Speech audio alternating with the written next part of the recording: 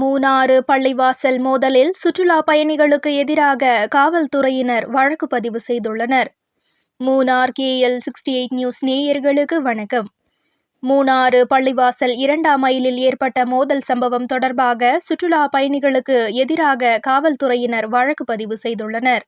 அடையாளம் காணக்கூடிய 20 பேருக்கு எதிராக இந்த வழக்கு பதிவு செய்யப்பட்டுள்ளது.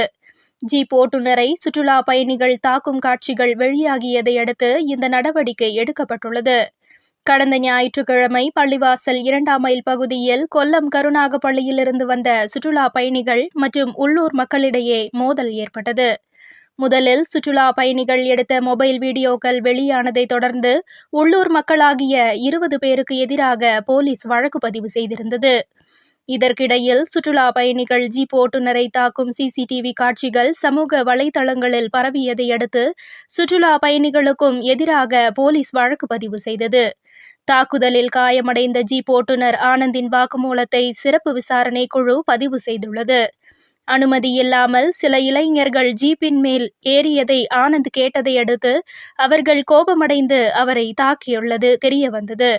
பின்னர் உள்ளூர் மக்கள் தலையிட்டதால் இரு தரப்புக்கும் இடையே கடும் மோதல் ஏற்பட்டது. சம்பவ இடத்திற்கு வந்த மூணாறு காவல் ஆய்வாளர் ஜீப் ஓட்டுநரை தாக்குவதை CCTV காட்சிகள் வெளியாகியிருந்ததாக தெரிவித்தார். ஆனால் அவை எடிட்டிங் செய்யப்பட்ட வீடியோக்கள் என காவல்துறையினர் விளக்கம் அளித்துள்ளனர். கொல்லம் கருணாகப்பள்ளியைச் சேர்ந்த சுற்றுலா பயணிகள் மீது வழக்கு பதிவு செய்யப்பட்ட இளைஞர்களை வரும் நாட்களில் விசாரணை செய்ய காவல்துறையினர் திட்டமிட்டுள்ளனர்.